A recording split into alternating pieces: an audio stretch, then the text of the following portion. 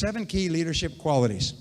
These are the qualities in 3,300 years of analyzing leaders, going back to 600 BC, where they analyzed the leadership qualities of Cyrus the Great of Persia, and all the way through to Jack Welch and top business leaders like Steve Jobs in the current day. They find that they all have 7 qualities in common. And these qualities are all learnable qualities, and you learn them by practice.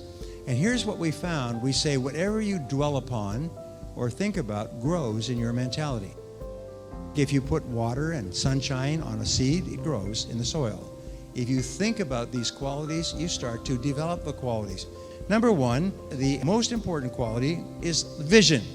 Number 1, leaders have vision. Leaders have a clear picture of the future. Imagine you could be a world leader. And then you ask the question, well, if I was the world leader in my field, how would I be different from today? How would my company be different from today? Steve Jobs and Steve Wozniak started out in a garage with an idea to put together pieces and make a little Apple computer that people could have at home. Bill Gates of Microsoft started off with this idea that if they could make it usable, you could have a PC on every desktop. Everyone's heard about that. That was his vision, a PC on every desktop in the world. When he said this in the late 70s, everybody said he must be crazy. The heads of the IBM were saying, there's no reason for anyone to have a computer at home. There's no reason for anyone to have a personal computer.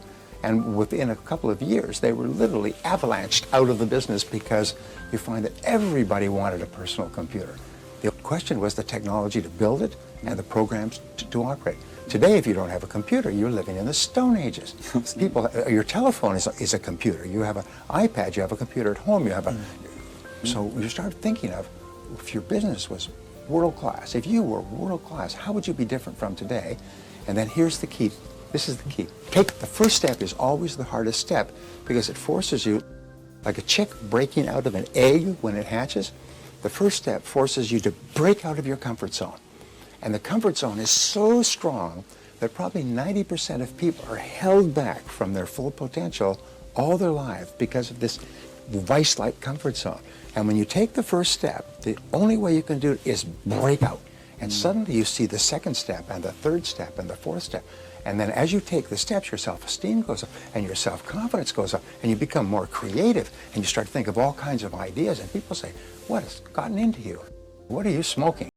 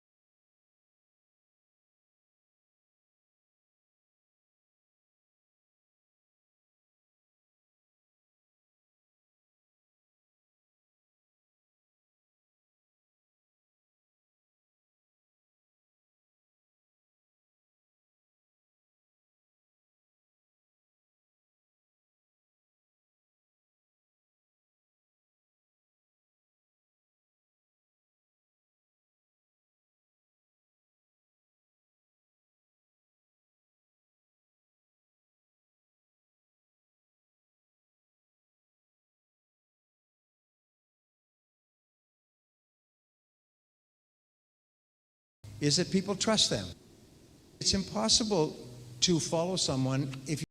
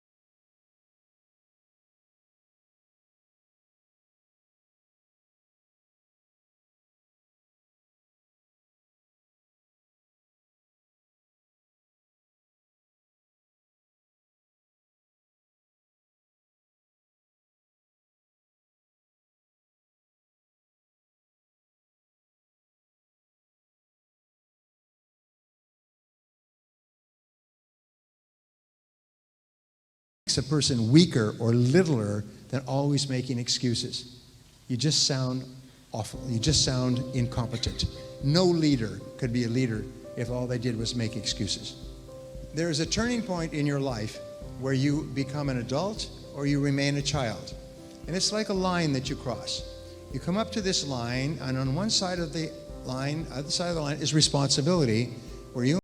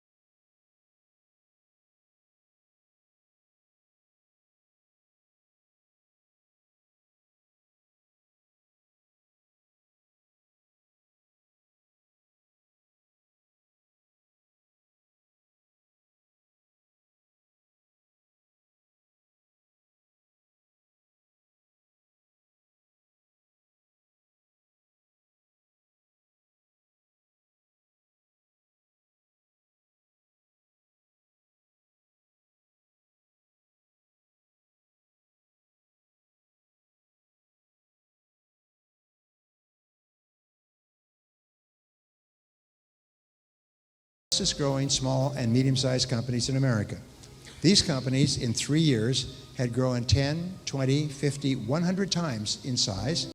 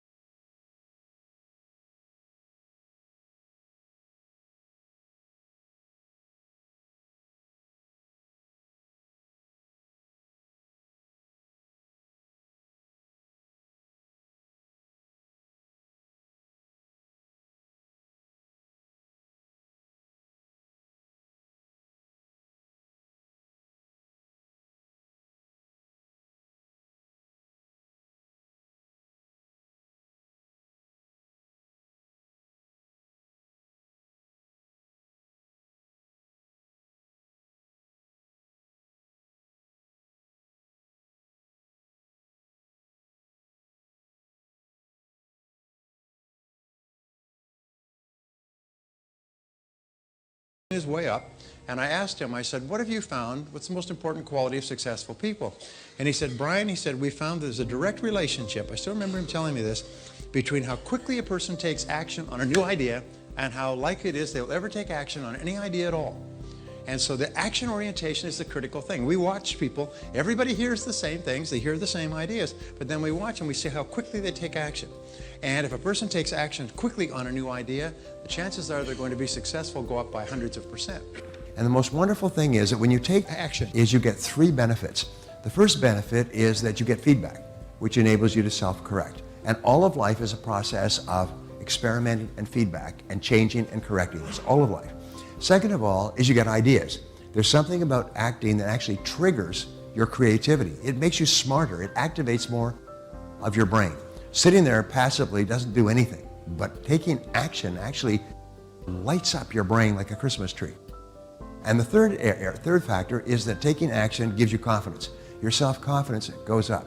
Is the more actions you take in the direction of your goals, the more confidence you have, the more creative you are, the more energy you have, the happier you are. You feel like you're in control of your life. You feel powerful. And that is why the difference, the 80-20 rule that we've talked about, the top 20% of people in every society and business are proactive. They're constantly taking action. The bottom 80% are passive, is they're waiting for someone else to come and tell them what to do. And so since you are highly proactive, you're obviously in the top, probably the top 10% of your field. And the people in the top 10% are the ones who enjoy all the rewards. They're the ones that make all the money. They're the ones that make all the progress. Maybe not in the short term, but in the long term.